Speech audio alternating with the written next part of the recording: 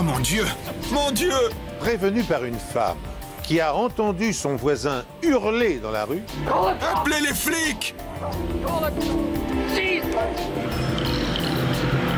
la police se précipite sur les lieux du drame. Il fallait qu'il aime beaucoup son chien, ou bien il nous racontait des histoires. J'étais sur le point. Je me suis retenu pour pas le plaquer au sol, le menotter et le mettre dans le fourgon. J'ai tout de suite vu qu'elle n'avait plus de verre. Ça avait dû être causé par un choc important. Tout ce qu'il nous racontait était incohérent. C'était des mensonges délibérés.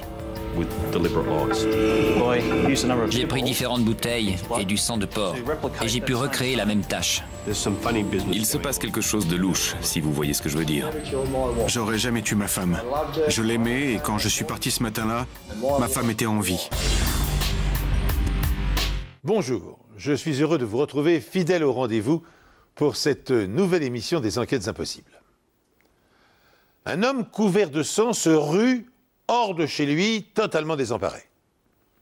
Quand les policiers arrivent sur les lieux, ils découvrent le corps sans vie de Judith, son épouse. De quelle manière la tragédie s'est-elle déroulée et qui est l'auteur de l'homicide? Les enquêteurs disposent de deux méthodes d'investigation complémentaires pour obtenir des réponses à ces questions. La première est psychologique. En interrogeant sans relâche Ross Brown, le mari de la victime et le dernier témoin du drame, ils vont pointer les incohérences éventuelles contenues dans son récit. La seconde est technique. En examinant la scène de crime comme s'il s'agissait d'un film, les experts vont relever une foule de minuscules indices matériels. Et nous allons voir que dans cette affaire exceptionnelle, les policiers ont poussé ces deux méthodes au maximum de leur efficacité. À notre arrivée, on a tout de suite vu un homme devant la maison. Il levait ses mains en l'air et j'ai vu qu'il y avait du sang sur ses bras, sur ses mains et sur le devant de sa chemise. Il était très agité et il criait « Qu'est-ce qui s'est passé ?» Il y avait du sang sur la poignée de la porte de protection qui était entrebâillée. La porte en bois, elle, était ouverte. À environ 1 mètre de là, à l'intérieur, j'ai vu une femme allongée sur le dos, la tête vers la porte et les bras au-dessus de la tête. Il y avait aussi des bouteilles de bière brisées, apparemment de grandes bouteilles, et une forte odeur d'alcool à l'intérieur. Et je suis allé voir l'homme sur le perron pour savoir qui était cette femme. Il a répondu « Judith Brown ». Je lui ai demandé son nom et il a dit Ross Brown. J'en ai déduit que c'était sa femme et pendant qu'il me parlait, j'ai senti une forte odeur d'alcool sur lui et ses vêtements. Et j'ai vu qu'il avait une entaille au dos de la main gauche. Les ambulanciers lui ont bandé la main. Il a fallu lui demander de se calmer, de s'asseoir. On est là pour vous aider.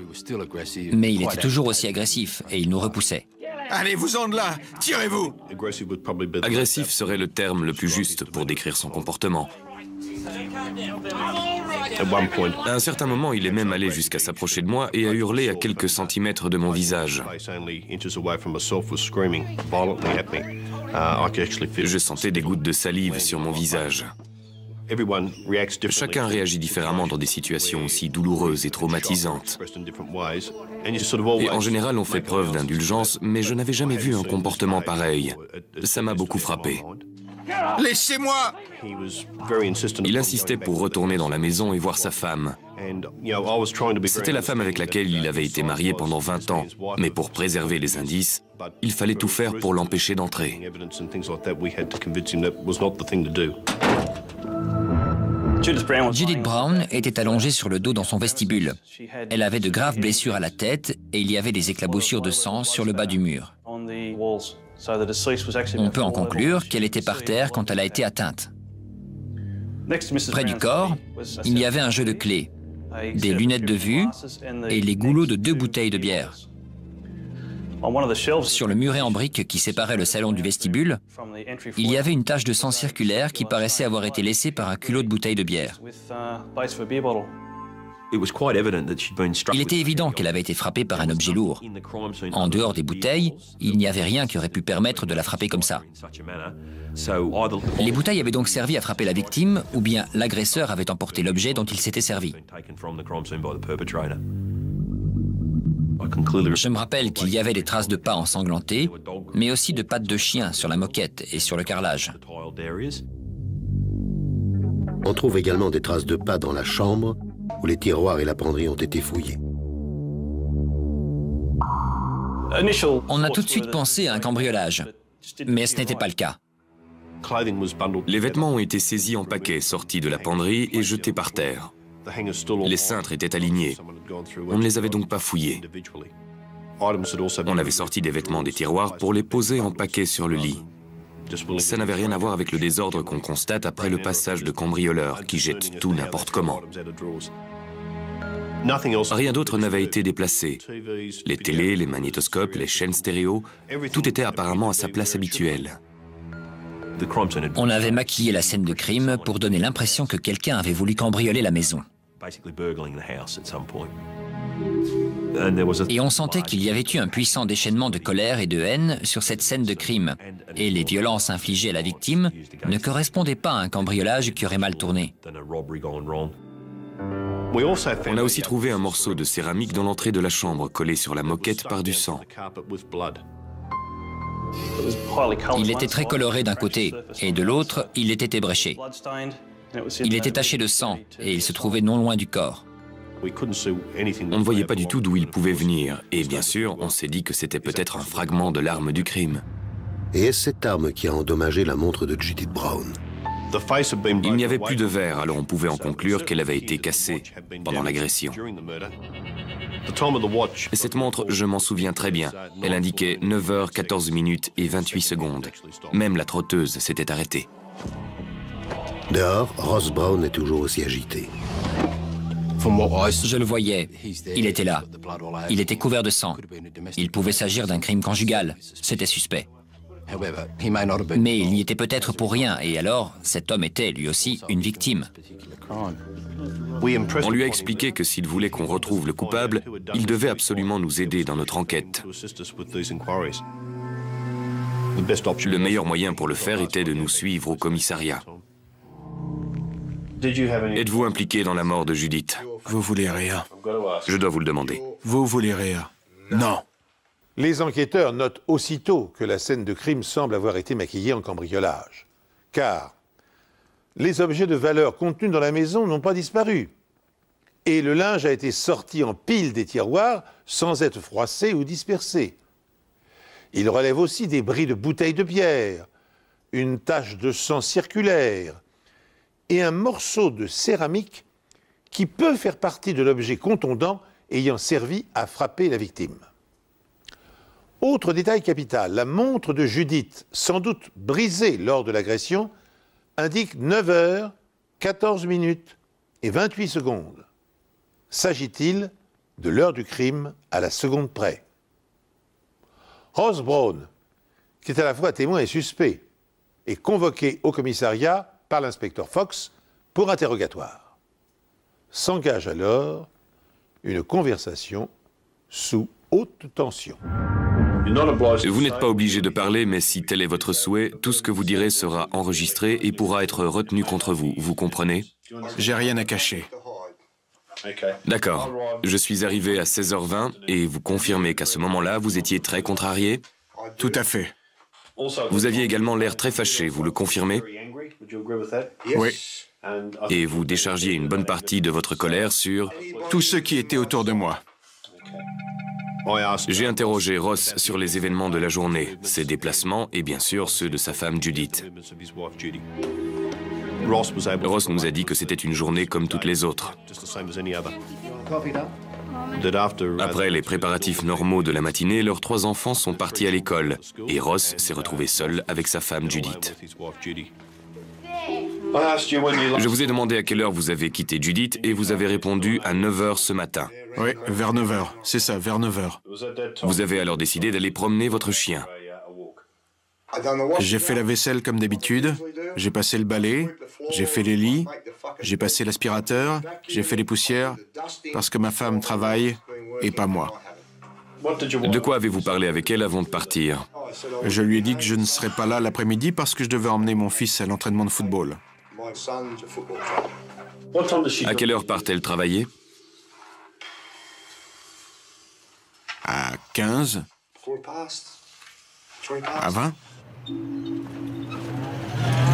Vous êtes sorti avant qu'elle parte au travail? Où êtes-vous allé? J'ai emmené mon chien sur la plage. Sur quelle plage l'avez-vous emmené? La plage du coin. Je savais déjà que ce jour-là, il y avait beaucoup de vent. Il faisait vraiment très froid et il pleuvait par intermittence. Pour passer entre 1 heure et 1 heure et demie sur la plage avec son chien par ce temps, il fallait qu'il aime beaucoup son chien, ou bien il nous racontait des histoires.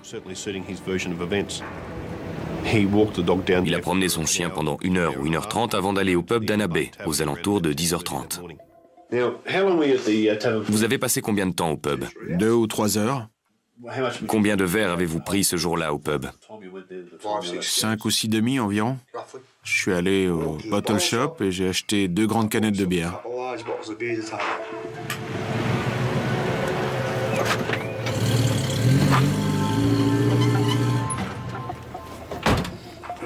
Je me suis garé dans l'allée. J'ai descendu le chien, je l'ai pris dans mes bras et je l'ai mis par terre. J'ai ramassé mes bières. Je suis reparti et je me suis dirigé vers la porte d'entrée avec mes bières. J'ai ouvert la porte, le chien est entré. Et c'est à ce moment-là que j'ai découvert ce spectacle horrible par terre. Oh mon Dieu! J'ai pris ma femme dans mes bras et j'ai hurlé.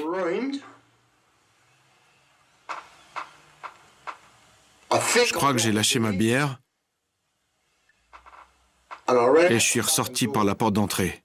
Je ne sais plus si j'ai fait quelque chose dans la maison ou pas parce que j'étais tout retourné. Vous vous êtes baissé pour la prendre dans vos bras. Oui. Comment avez-vous fait ça? Vous dites que... J'en sais rien. Où avez-vous mis vos bras?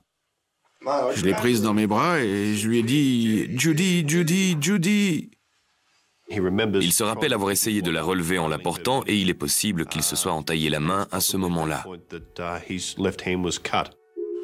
C'est peut-être à ce moment-là, je sais pas.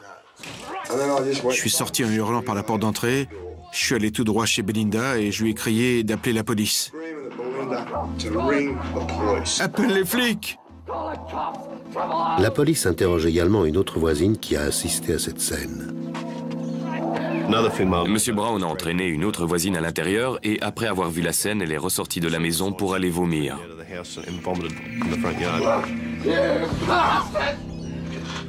Comment vous sentez-vous? J'en ai ras-le-bol. Ras-le-bol de quoi? De tout ce tralala. J'avais une femme. Je sais pas ce qui lui est arrivé. On m'annonce qu'elle est plus en vie. Comment est-ce que vous vous sentiriez? Ça vous contrarierait pas? C'est ce que je veux savoir, ce que vous ressentez. Je suis très en colère. On ne savait toujours pas si c'était l'agresseur ou si c'était un mari choqué et en colère qui cherchait d'une façon ou d'une autre à se soulager. Il n'est pas toujours facile de s'adresser à quelqu'un dans cet état, mais on lui a expliqué qu'il était essentiel pour nous d'avoir une idée de ce qui était arrivé. Comment ça se passait entre Judith et vous? Vous vous disputiez souvent?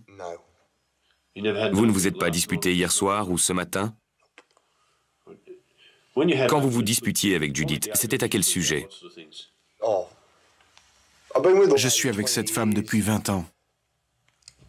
Probablement pour les trucs habituels de tous les jours.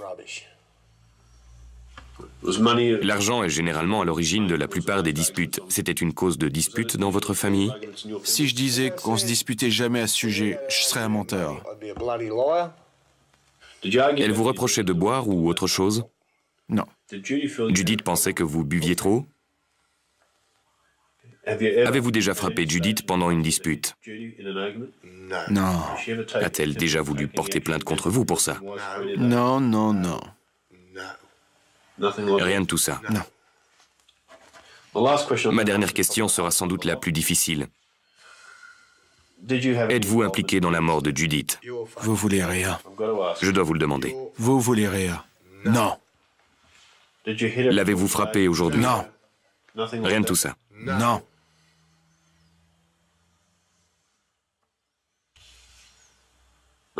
Il ne s'est rien passé de tel. Non. Aucune dispute ce matin. Non, absolument pas. D'accord, ça fait partie de mon travail.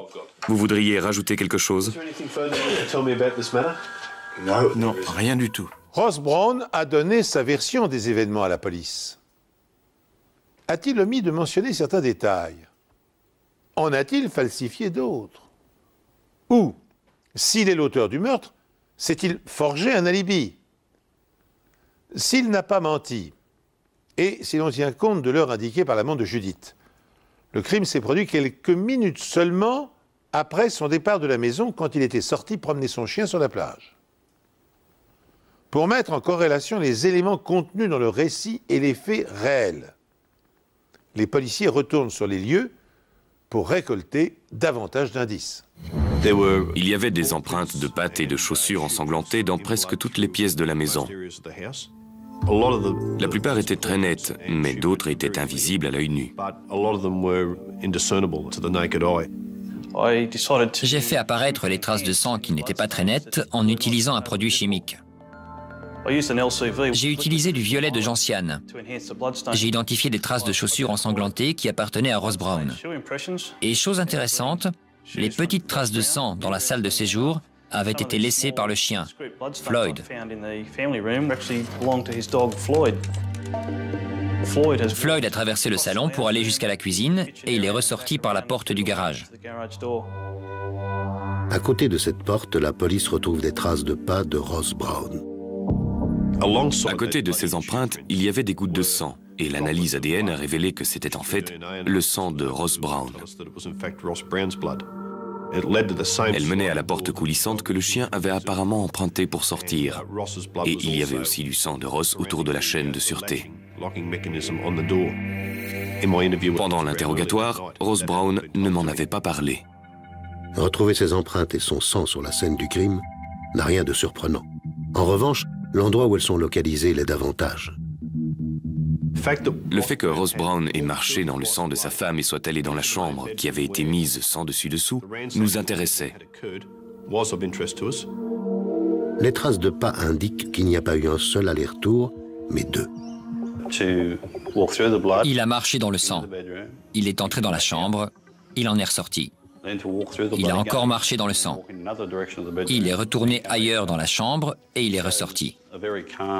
Ce sont les traces d'une personne très calme, et pas du tout celles d'une personne normalement prise de panique. Plus intéressant encore, Ross Brown a ensuite marché dans le sang de sa femme pour aller jusqu'à cette porte. Il l'a ouverte et apparemment, il a laissé le chien sortir. Ça ne correspond pas au comportement d'une personne qui trouve sa femme baignant dans une mare de sang et qui réclame des secours. On a emporté le pick-up de M. Brown au commissariat de Maitland pour l'examiner et sur le plateau, on a trouvé une trace de patte. Et le résultat des analyses a montré qu'il s'agissait du sang de Judith Brown. Comment s'appelle le chien? Floyd. Floyd. Où était Floyd à ce moment-là? Est-ce qu'il est ressorti ou est-ce qu'il allait et venait? Je crois qu'il se promenait dans la rue. Et on me l'a ramené. Il a demandé à son chien de grimper dans le pick-up, ce qu'il ne pouvait pas faire. Il a dû porter le chien pour le déposer sur le plateau. Le chien a gambadé devant la maison et dans la rue. Pourtant, cette empreinte de pattes ensanglantées était bien visible et bien nette. Logiquement, le sang se serait dissipé si le chien s'était effectivement promené. Mais là, elle était très nette. Si ça s'était passé en fin d'après-midi, si Ross avait déposé son chien sur le plateau, alors que la police était là, elle n'aurait jamais été aussi nette. Il fallait donc savoir de quand datait cette empreinte, du matin ou de la fin de l'après-midi. Les bouteilles brisées posent également problème. Il y avait du verre partout, dans la salle à manger, le vestibule et même dans la chambre. Ça ne correspondait pas vraiment à l'histoire qu'il m'avait racontée. Il disait être entré et avoir lâché les bouteilles en la voyant morte sur le sol. L'autre détail qui a tout de suite retenu mon attention était le cercle de sang sur le mur de séparation dans le vestibule. En le voyant, j'ai pensé qu'il correspondait au culot d'une bouteille de bière et ça ne correspondait pas non plus à l'histoire que Ross Brown m'avait racontée plus tôt. Ça contredisait complètement ce qu'il nous avait dit. S'il avait immédiatement laissé tomber les bouteilles, on n'aurait jamais retrouvé cette trace. Les enquêteurs se demandent si ces bouteilles ne seraient pas l'arme du crime. Pendant l'autopsie, on a remarqué aussi que son bras avait de nombreuses égratignures. De plus, on a retrouvé des fragments de verre incrustés dans sa peau. J'ai alors imaginé que Judith avait peut-être essayé de se protéger d'un jet de bouteille de bière. Une bouteille n'a cependant pas pu causer le traumatisme crânien de Judith. L'entaille de 11 cm et la fracture du crâne sont dues à un objet beaucoup plus lourd. Dans cette entaille, on a trouvé de la matière que l'on a identifiée comme étant de minuscules particules de peinture. Elle se trouvait à une telle profondeur qu'elle devait provenir de l'arme utilisée pour la frapper. On a alors demandé à des membres de sa famille et des amis s'ils pouvaient nous aider, s'ils voyaient un objet dans le vestibule pouvant servir d'arme. Plusieurs personnes nous ont alors parlé d'un butoir de porte en céramique dans l'entrée. Il s'agit de l'un des butoirs de porte fabriqués et peints par la mère de Judith. Alors la police obtient d'elle un second exemplaire. Puis, elle compare des fragments aux particules retrouvées dans la blessure de Judith ainsi qu'aux morceaux de céramique découverts sur la moquette de la chambre. Et ils sont en tout point identiques. Nous étions convaincus que c'était l'arme du crime. Je l'ai ouverte. Vous l'avez poussé, qu'est-ce que Floyd a fait? Il est entré. Il est entré avant vous. Ouais. Et vous, vous avez vu Judith dès ce moment-là. Dès que la porte s'est ouverte, ma femme était allongée là. Environ 4 jours après le meurtre, Ross Brown a accepté de revenir chez lui pour nous aider dans nos recherches. Il était très important de passer par cette étape parce qu'il y avait beaucoup de points depuis le premier interrogatoire qu'il fallait clarifier. Et beaucoup de choses qu'il nous avait racontées contredisaient ce qu'on avait trouvé. Ross, vous pouvez faire une pause quand vous le souhaitez. Non, ça va. Dites-le nous. Hein. Non, ça va. Pendant cet interrogatoire, Ross nous a de nouveau raconté ce qui s'était passé. Je suis arrivé ici et elle était allongée là. Je suis sûr que la bouteille est tombée. Je me suis précipité par terre. D'accord. La bouteille est par terre, qu'est-ce qui se passe? Je la laisse tomber. Vous savez où le chien est allé? Il est allé par là? Parce que, comme vous le dites, Judith était ici. Il l'a évité ou il a tourné autour? Le chien est là avec nous. Le chien était ici. J'en suis sûr. Il a pu s'en aller par là. Je ne sais pas vraiment ce que le chien a fait après ça. Après vous être relevé, vous ne savez plus. Vous êtes allé quelque part? J'ai pu aller par là. Là, vous me montrez votre chambre. J'ai pu aller dedans en tempétant. Vous êtes allé ailleurs? Je crois que je suis tombé ici, comme je l'ai déjà dit. J'ai dû reculer et je suis parti à la renverse. Vous vous souvenez d'être allé dans une pièce, dans cette chambre? Ouais. C'était la pagaille partout. C'est sûr, c'était la pagaille partout. Alors, vous pensez être entré dedans? Ouais. Vous êtes revenu ici? Vous êtes revenu voir Judith en sortant? Non, je crois pas. Juste avant que vous quittiez la maison, où était Floyd? Vous avez vu Floyd? Aucune idée. La mémoire des gens, surtout quand ils ont subi un grand choc comme M. Brown, si c'était une victime, peut être altérée. Parfois, elle s'améliore après quelques jours et l'objectif de ce second interrogatoire était de le mettre en situation pour qu'il retrouve la mémoire. Il fallait lui donner une seconde chance de corriger les erreurs de sa première déposition. Les enquêteurs lui font faire le tour de la maison pour voir s'il peut retrouver la mémoire. Êtes-vous venu ici et avez-vous vu quelque chose dans la cour ou rien du tout? Je suis entré par là et je ne me suis pas occupé de cette cour jusqu'à aujourd'hui. D'accord. Cette porte-ci? Ouais. Si vous regardez par là, vous pouvez me dire si elle était ouverte, fermée ou à moitié ouverte? Elle devait être fermée. Avant de partir à 9 h, vous avez fermé cette porte à clé? On a dû la fermer à clé bien avant ça. On a dû la fermer avant que les enfants partent à l'école. Vous vous êtes dit qu'elle était encore fermée de l'intérieur? Fermée de l'intérieur. Nous n'avons pas dit à Ross que nous suspections la statue d'être l'arme du crime. En entrant ici et en regardant autour de vous, y a-t-il quelque chose dans la pièce qui ne soit pas à sa place ou qui ait disparu? On voulait voir comment il réagirait et s'il nous en parlerait. Au départ, quand on est entré, il n'en a pas parlé. En regardant par ici, est-ce qu'il manque quelque chose dans le vestibule, une chose qui devrait être ici? Il devrait y avoir un butoir ici. C'est uniquement quand j'ai attiré son attention sur le vestibule et que je lui ai demandé s'il manquait quelque chose qu'il nous a dit que le butoir de porte avait disparu. Vous savez où il était quand vous êtes parti ce matin-là? Il était là? Il était toujours ici. Il manque autre chose? Est-ce qu'il y avait des vases ou des cruches? On ne posait jamais rien ici. Et il paraît que ma femme n'est pas allée travailler, c'est vrai? C'est vrai. Son sac? Je vois son sac nulle part. À quoi ressemble son sac? Il est à peu près de cette taille. Pendant un interrogatoire sur une scène de crime, on s'intéresse aussi au langage corporel et au comportement de l'individu. Je pense que ce qui a surpris beaucoup d'enquêteurs, moi y compris, c'est que Ross n'a pas été impressionné en revenant dans cette maison. Si elle partait travailler, elle aurait pu poser son sac ici parce que quand elle se prépare, elle fait différentes choses avant de partir.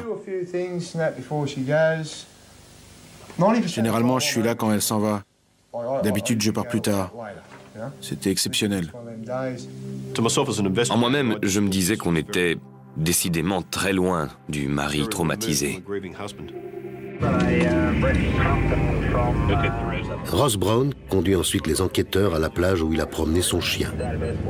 Oui, si j'entre dans l'eau, il me suit aussi loin qu'il peut. Je fais du longboard. Juste là. Ici?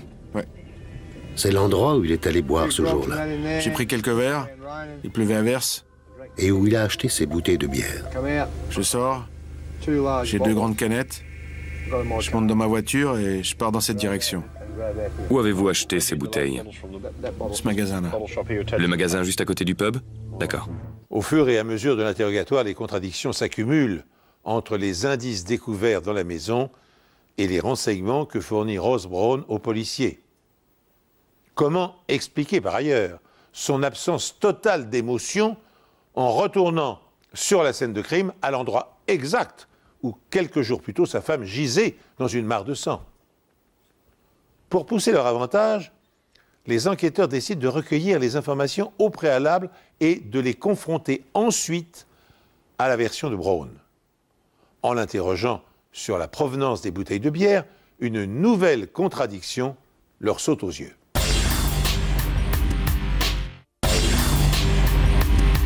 Ross a dit être arrivé au pub aux environs de 10h30 ce jour-là. Il y passait normalement 1 heure ou 2, tout au plus. Ce jour-là, il y a passé près de 4 heures. Et au lieu de boire 3 ou 4 demi, la vidéosurveillance a montré qu'il avait bu au total 12 demi. La quantité d'alcool qu'il a consommé nous intéressait car il nous a dit, comme d'autres personnes, qu'il devait emmener son fils à l'entraînement de football à plus d'1 heure de route de là. Un homme qui doit faire ça et qui boit autant d'alcool, je ne crois pas qu'il ait réellement eu l'intention de faire autre chose que de rentrer chez lui. Pourtant, l'enregistrement montre, et plusieurs personnes le confirment, que la main de Ross n'est pas encore entaillée. Cela s'est donc produit lorsqu'il est rentré chez lui, sans doute avec ses 2 canettes de bière. Les enquêteurs se sont procuré les tickets de caisse du magasin datés de cette journée. Aucun ticket de caisse ne faisait apparaître un achat isolé de 2 canettes de Tooheys à long col ce jour-là, pas un seul. Et plus important encore, à aucun moment on ne voit apparaître ce jour-là Ross Brown sur la vidéosurveillance du magasin. Dans le cas où la mémoire de Brown serait défaillante et où il se serait approvisionné en bière dans un autre magasin, les policiers poursuivent leurs investigations. Mais aucun ticket de caisse, ni aucun enregistrement vidéo d'une quelconque boutique ne viennent confirmer sa version. Tout ce qu'il nous racontait était incohérent. C'était des mensonges délibérés. La question est, si Ross Brown a tué sa femme, quel était son mobile? Vous avez la même heure? Ouais. Vous êtes rentré à peu près à quelle heure? Aux alentours de 2 heures. Ça peut être avant ou après, je sais pas exactement. Je n'ai pas vraiment vérifié, mais je crois qu'on a appelé l'ambulance et la police aux environs de 15 heures. Ça vous donne une idée de l'heure qu'il était? Il était peut-être 2h30. Il pouvait même être 3h moins 20. Il y avait beaucoup d'incohérences dans sa version des faits et beaucoup d'éléments qu'on pouvait réfuter. Mais rien ne nous permettait encore de l'inculper ou d'aller plus loin. C'était vraiment frustrant. On sait où on va, mais il n'y a pas assez d'éléments. La police continue donc de décortiquer le récit de Ross Brown. J'ai pris mes bouteilles sous le bras, comme ça. D'accord, les deux? Les 2 bouteilles. Sous le bras. Ouais, sous le bras. Sous le bras gauche. Même s'ils savent qu'il n'a pas acheté ces canettes, ils doivent vérifier si le verre éparpillé sur la scène du crime peut se répandre comme il le prétend. Je l'ai poussé.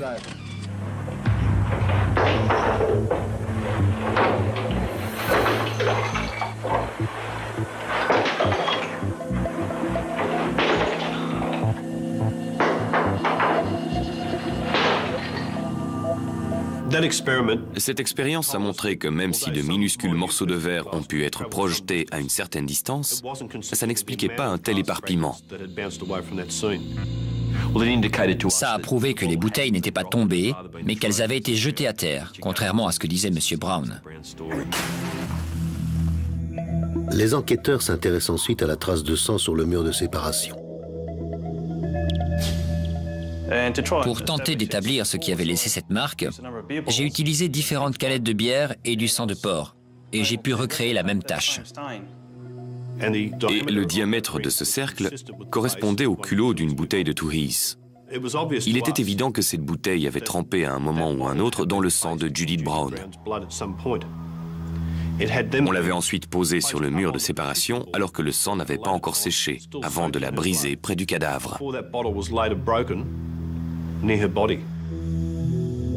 L'élément suivant est la montre. Au cours de son enquête, la police apprend que Judith était une femme très méticuleuse. Elle pense donc que sa montre était à l'heure. Mais s'est-elle arrêtée au moment du crime? J'ai tout de suite vu qu'elle n'avait plus de verre. Ça avait dû être causé par un choc important. Les aiguilles étaient dans l'axe du remontoir. Elles indiquaient 9h14 et 28 secondes. Je l'ai retourné, j'ai démonté l'arrière et enlevé la pile. Il y avait du sang à l'intérieur de la montre, sur la platine, le circuit et les contacts. J'en ai conclu que la pile et le mécanisme de la montre se sont arrêtés au contact du sang. L'heure de 9h14 était très précise. Elle s'apprêtait à partir travailler quand c'est arrivé. Même si Ross apparaissait de plus en plus suspect, on n'avait pas de mobile. Le début de l'enquête avait montré que c'était un couple heureux. Alors, s'il avait fait ça, on voulait savoir pourquoi. Qu'est-ce qui a pu le pousser à se déchaîner de la sorte et être aussi violent avec sa femme? Quand vous êtes à court d'argent, elle accepte de vous en prêter? Si ça arrive, elle me demande combien je veux. Pendant des mois, on a étudié la situation financière de cette famille. Et tout à coup, on a pu s'en faire une idée claire. On a découvert qu'ils avaient placé une forte somme d'argent sous la forme d'un dépôt à terme. Ce dépôt était uniquement au nom de Judith. Sa famille nous a dit que Ross était un panier percé et que Judith devait par conséquent veiller sur l'argent de la famille. J'aime jouer aux courses et boire quelques bières. Mais le couple dispose d'un compte commun. 6 semaines avant le meurtre de Judith, le solde était de 7 600 €. On peut miser 20 € et jouer sur toutes les courses de Sydney. Le 1er juin, la veille du meurtre, Ross Brown a retiré la totalité de l'argent de ce compte. Il ne disposait d'aucune réserve d'argent, en dehors du dépôt à terme au nom de Judith. Le même jour, Ross Brown contacte sa banque. Il veut savoir de quelle manière il peut transférer le dépôt à terme sur le compte commun.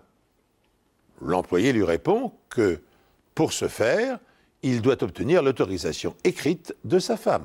Quand l'employé lui a demandé pourquoi il voulait faire ça, Ross a dit « Il se passe quelque chose de louche, si vous voyez ce que je veux dire ». C'était encore quelque chose dont il ne nous avait pas parlé pendant son interrogatoire. Maintenant que l'argent semble être un mobile plausible, Ross Brown est à nouveau interrogé. Pourquoi avez-vous demandé le 1er juin, la veille du décès de votre femme, comment mettre cet argent aux 2 noms? C'était juste une question. Est-ce que c'était possible? Avez-vous déclaré que c'était parce qu'il se passe des choses louches, si vous voyez ce que je veux dire? C'est possible. Pourquoi avez-vous fait ce genre de commentaire? Vous savez, tout le monde a des jours sans. Dans un couple, tout ne se passe pas toujours parfaitement. J'étais peut-être mal luné ce jour-là. Quelles étaient ces choses louches qui se passaient? Elle m'en voulait un peu d'être rentré en retard et on a eu quelques mots, mais rien de grave. On s'est pas battu, rien de tout ça. Vous dites que vous vous êtes disputé le 1er juin. Non, pas du tout. Nos disputes duraient 10 secondes. Comment a commencé cette dispute? Eh bien, je suis rentré du pub et elle m'a dit « T'es encore en retard » et blablabla. Vous vous êtes encore disputé avec elle vendredi matin? Non.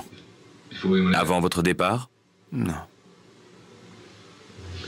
J'ai embrassé ma femme le matin avant de partir, j'en suis sûr. J'aimais ma femme. Oui.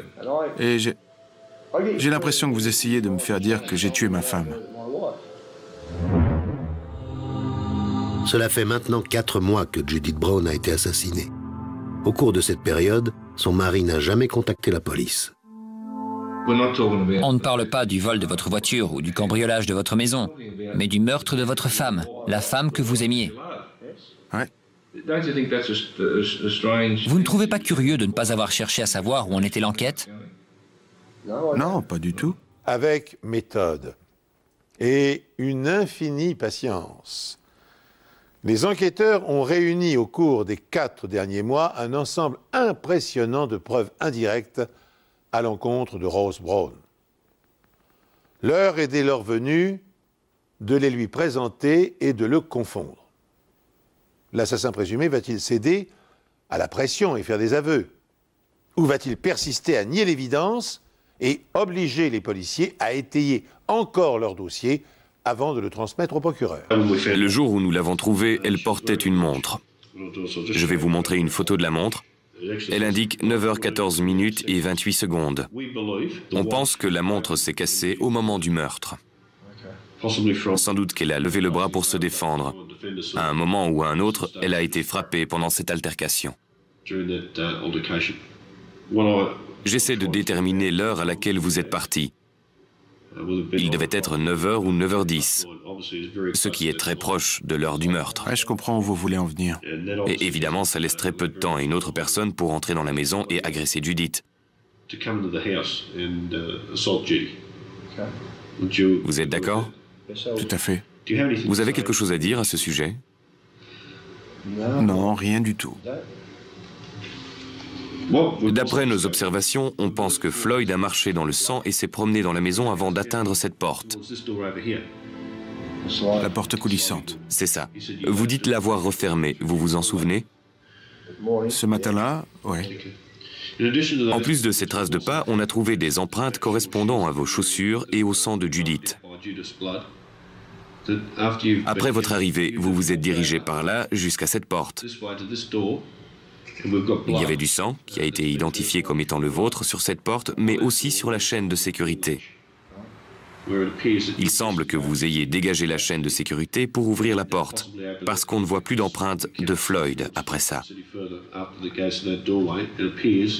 Vous êtes allé ouvrir cette porte pour faire sortir le chien. C'est possible. Vous voyez ces petites coupures et ces lacérations? Ouais. Pour être honnête, on dirait du verre. Il y a du verre ici aussi. Vous le voyez? Quel genre de verre? Du verre de bouteille de bière. Que diriez-vous si on vous disait que c'est la bouteille de bière qui s'est brisée sur l'avant-bras de Judith?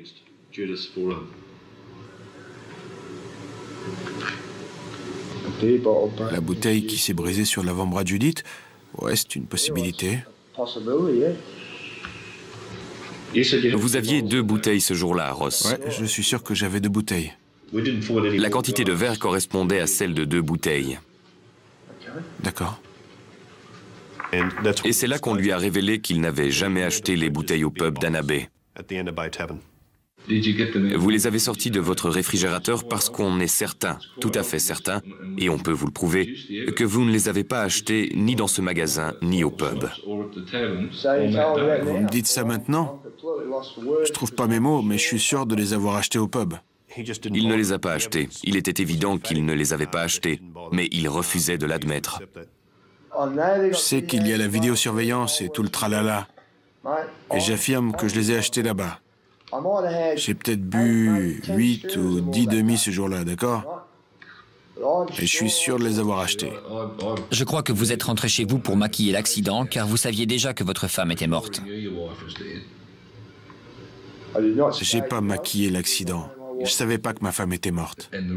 Et si je dis que vous l'avez maquillée, c'est à cause de la trace, qui semble être celle d'un culot de bouteille de bière, qu'on a trouvé sur le mur de séparation. Ça ressemble à la trace d'un culot de bouteille, je le reconnais moi-même. Vous pouvez m'expliquer ce qu'elle fait là? Je peux pas. Je vais vous montrer une photographie, le bras de Judith. On a une personne en colère qui tient une bouteille de bière. Elle la lui jette et Judith lève le bras pour l'arrêter. Vous avez dit que j'avais fait ça et je réponds non, jamais. C'est possible? Peter, j'aurais jamais fait ça, ma femme. Vous dites que j'ai pas acheté la bouteille là-bas, mais j'affirme que je l'ai achetée dans la baie. Que vous ayez acheté la bouteille là-bas ou pas n'est pas le problème. Ce qui m'intéresse, c'est le sujet dont on a parlé aujourd'hui. Je vous répète que j'ai pas tué ma femme. Je l'aimais, et quand je suis sorti ce matin-là, ma femme était en vie. Je ne doute pas un instant que vous aimiez votre femme. Je n'en doute pas une seconde. Je vous regarde quand je vous dis ça. Tous les gens à qui j'ai parlé, avec qui j'ai eu des contacts, me l'ont confirmé. Voilà quelle était la situation chez vous. Vous buvez et vous jouez. Comme tout le monde. Les disputes entre vous et Judith tournaient toutes d'après ce que j'ai pu établir autour de vos dépenses. Je pense que ce jour-là, vous étiez sur le point de partir au pub. Ça s'est passé le matin et tout a eu lieu en un éclair. Judith vous a fait une remarque, elle a dû vous reprocher d'aller au pub pendant qu'elle allait travailler. Vous vous êtes senti frustré et vous l'avez dit vous-même, quand vous êtes contrarié, vous ne vous contrôlez plus. Vous l'avez dit. Je suis quelqu'un de très calme. Mais si on m'agresse, je deviens incontrôlable et personne ne peut m'arrêter. Dans un laps de temps très court, 10 secondes, peut-être 30 secondes, vous avez fait quelque chose à Judith. Et dès que ça a été terminé, je pense que vous vous êtes assis en vous disant « Qu'est-ce que j'ai fait ?» Vous avez paniqué, vous ne saviez plus quoi faire. Et puis, vous vous êtes dit « Je vais aller à la plage pour retrouver mes esprits ». Vous êtes parti avec la statue et votre chien.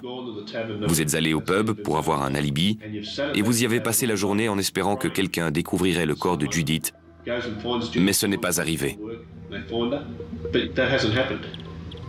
Le temps a passé et il a fallu partir parce que les enfants allaient rentrer de l'école. Vous avez eu la décence à ce moment-là de vous dire qu'il ne fallait pas que ce soit eux qui la trouvent. Et vous êtes rentrés.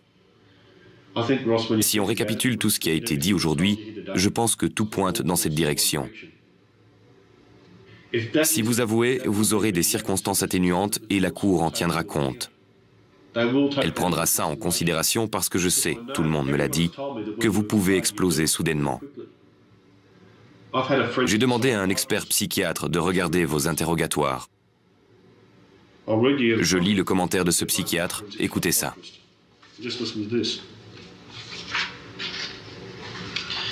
Il semblerait que le meurtre soit survenu lors d'un déchaînement de colère engendré par une interdiction ou une remarque humiliante adressée à ce moment-là. Cela suffirait à un individu comme Ross Brown pour perdre son sang-froid et se comporter de manière impulsive et violente. Rien n'indique qu'il y ait eu une lutte prolongée. Le meurtre semble au contraire avoir été commis de façon brutale, impulsive et rapide. Je peux dire quelque chose ? Je suis sûr à 100% d'avoir acheté la bière au pub d'Annabé. Et tant que je resterai assis là et en vie, sur la tête de mon père, j'ai pas tué ma femme. Je suis désolé, Peter. Inutile de vous excuser. Je veux seulement savoir ce qui s'est passé. Le plus frustrant, c'est quand il est sorti du commissariat après l'interrogatoire. On sait qu'on peut prouver tous ces mensonges, mais il manque un dernier élément pour l'inculper. Eh bien, confronté à l'évidence, Ross Brown persiste à nier son implication dans le meurtre de sa femme. Les policiers vont-ils devoir se résoudre à transmettre au procureur les conclusions de leur enquête en l'état, en prenant le risque que le jury accorde au prévenu le doute raisonnable? Par chance, 1 an après le meurtre, un élément déterminant leur épargne de faire ce choix difficile. J'ai été contacté par une conseillère municipale de Nelson Bay qui a travaillé pendant longtemps avec un de nos témoins. Ce témoin était en fait la femme que Ross Brown avait entraînée de force l'après-midi du meurtre de sa femme sur la scène du crime. Elle m'a raconté qu'elle était chez elle le matin du meurtre et qu'elle a entendu des éclats de voix provenant de chez les Brown. Même si elle n'a pas pu identifier la voix de Judith pendant la dispute, elle était certaine que l'une des voix était celle de Ross.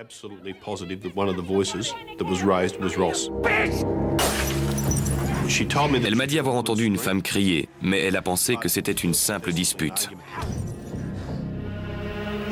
Elle m'a dit que cette dispute avait eu lieu à peu près entre 9h10 et 9h15 et qu'il était parti une dizaine de minutes plus tard. Selon elle, Ross Brown l'a aperçue ce matin-là pendant qu'elle se trouvait à sa fenêtre. C'est pour ça qu'elle ne pouvait pas venir nous voir. Cette déclaration corrobore celle faite plus tôt par un autre voisin qui a vu le véhicule de Ross Brown dans l'allée à 9h10 ce matin-là. C'était le dernier élément qu'il nous manquait. Je me suis assis et j'ai examiné tout ce qu'on avait rassemblé pendant les 18 derniers mois. J'ai alors estimé qu'il y avait assez de preuves pour inculper Ross Brown du meurtre de sa femme. Après un procès qui dure 5 semaines, le jury déclare Ross Brown coupable du meurtre de sa femme. Le juge le condamne à une peine de 18 ans de prison avec la possibilité de bénéficier d'une libération conditionnelle à partir de l'an 2017. Le butoir en céramique utilisé pour frapper Judith à mort n'a jamais été retrouvé. Sans doute est-il toujours enfoui quelque part dans les dunes d'Annabé. Ainsi s'achève cette émission. Merci de l'avoir suivi. Je vous donne rendez-vous bientôt sur cette antenne pour un nouvel épisode des Enquêtes Impossibles, cette série qui vous dévoile les secrets de la police scientifique.